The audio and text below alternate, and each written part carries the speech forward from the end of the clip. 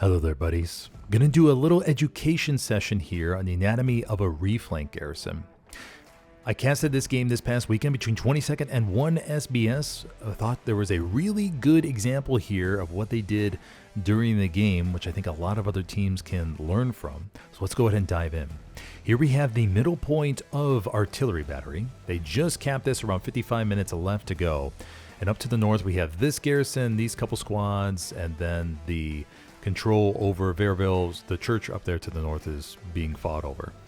But what I want you to take away from this is that we have the front line right here for 1 SBS. So they have these 3 grid squares, and then their defense is somewhere back here patrolling the perimeter. But 1 SBS has all 3 options here to push to the west. Allied tanks can get in all these different positions and find their good hiding spots, and they could really just help the infantry from a whole bunch of different spots. Not really much harassment going on. But let's go ahead and see how the map situation develops here. Okay, taking a look at the map situation a little bit later, we see we have the garrison up to the north, and we see the infantry getting control up here. Now these SLs have a few different options that they could work with. Either these SLs can go around and attempt these lone wolf attacks, which I see a lot of teams try to do. Now they could work. I'm not going to, they could work. The teams may not be paying attention. They have a poor backline garrison network. But usually you do see teams dedicate enough bodies to squash those pushes out back here. These SLs up here will have that option, or they could stay around here and they can really pressure the front line of SBS, thus forcing them to only attack from these 2 grid squares and shrink the enemy's front line. If you're able to shrink the enemy's front line, you can concentrate your firepower in those areas to prevent too much of a buildup for their attack to retake the point.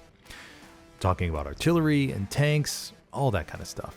Let's go ahead and move on. Okay, moving on later, we do have the garrison up to the north. We still see the SLs pressuring down up here up here. Then we have some bodies being able to leak over to the west and starting to get some better front door pressure. But once again, we want to see this northern part and this garrison established and maintain these harassment maneuvers around the flanks of the enemy's frontline attack. Moving on later into the match, we see the garrison up here to the north.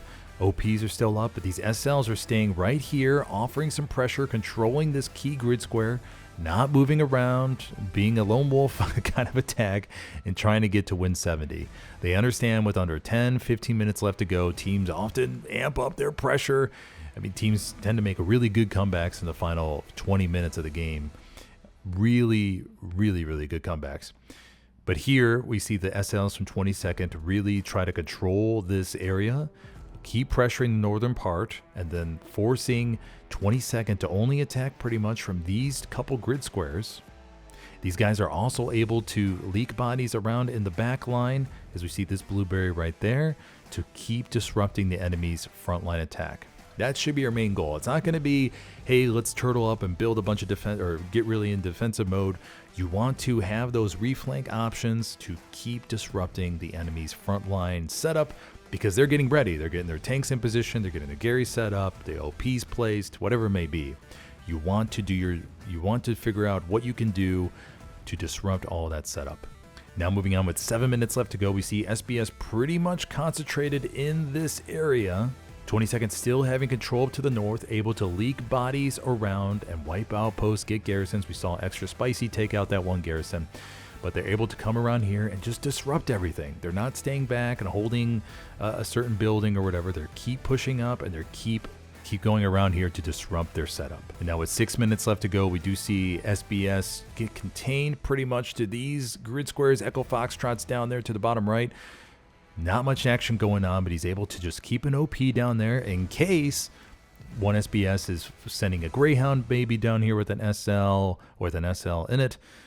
And that way he can disrupt anything that they may try to set up down to the south. And 22nd's doing a really good job of controlling the flanks and really crunching SBS's area in which they can attack from on artillery battery. Oh, really? Let me take a look at the map situation with just a few minutes left to go. Northern pressure still being applied. SBS is forced to only attack from these grid squares. Artillery can focus on there. Tanks can focus on there. and ultimately 22nd comes away with the victory. Okay? So that is just a little education lesson I want to put together on the match from this weekend. As soon as I was seeing the match develop, I mean, that's what I was thinking about, was how much the L1SBS was forced to only play in a few grid squares here, and just a key takeaway from the matchup that I saw. Okay. All right, everybody. Thank you for joining me here today for this little education lesson. Hopefully you learned something. If you have any questions, go and drop those below. Be sure to like, subscribe, all that kind of good stuff if you feel so inclined. And I'll see you all in the next video. Have a good one, buddy.